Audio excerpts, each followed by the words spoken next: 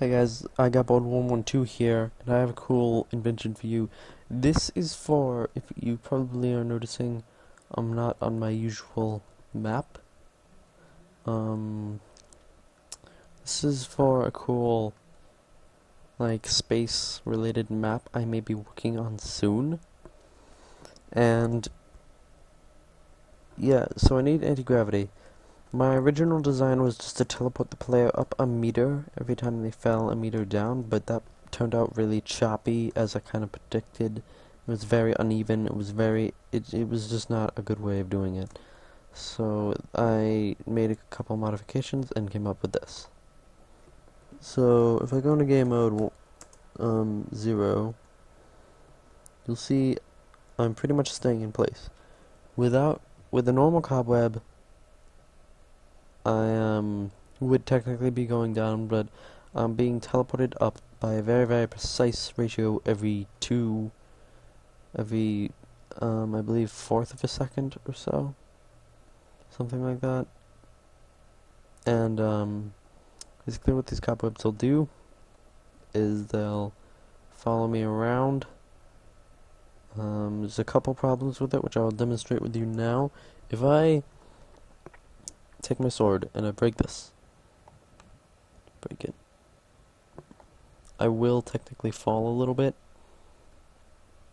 But if you're in adventure mode, you can make it so that people cannot break those, so that's an easy fix. Another problem with it is that if you manage to fall, it will actually break opaque or transparent blocks that you fall onto. And in this instance, breaking that actually took out the whole system. Right, I have a sword.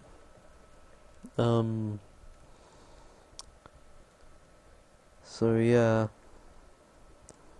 basically what's happening is it's using the test execute command, which I recently learned about, and the test for block, which I also recently learned about. Both of those really awesome commands, by the way. I didn't realize how awesome they actually were. And basically what it's doing is there's this block which constantly sets a web on the same block that my feet are on. So that way I am constantly inside a web no matter what. So that's the command for that. And it's constantly teleporting me up by 1.563 centimeters. Which is, yeah, took me a while to get there. It's not even perfect, but it'll take you hours to move even a meter in any direction, up or down.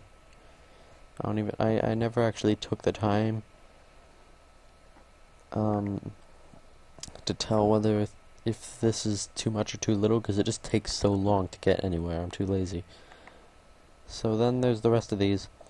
This one technically is unnecessary, as is the one at the very, very end, but the four ones in between those two are all very important.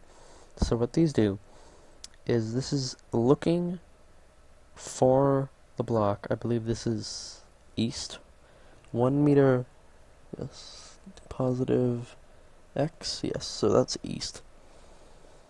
In that direction. It's looking at the block 1 meter east of your feet position, which would be this block. And if there was a cobweb there, delete it. So basically what happened is, you moved over here, you had a cobweb that was here, then you moved over here, now there's a cobweb here, so delete it.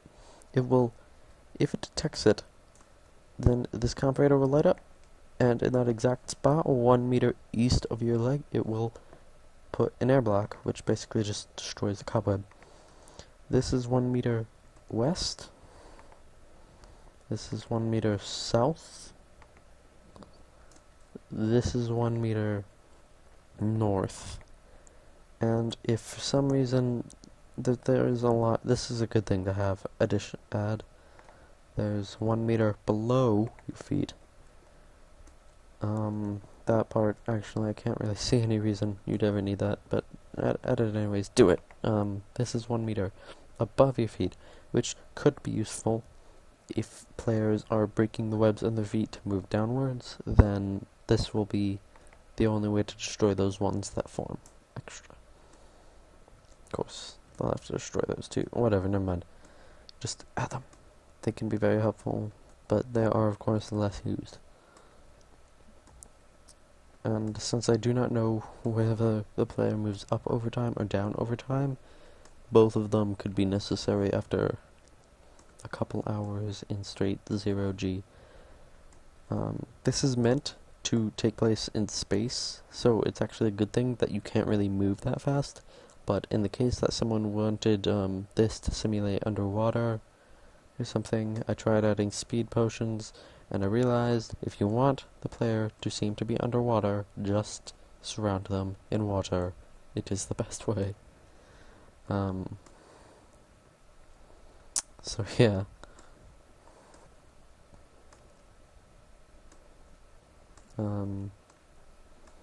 So that's how that works. It's really simple. It's cool. Thanks for watching.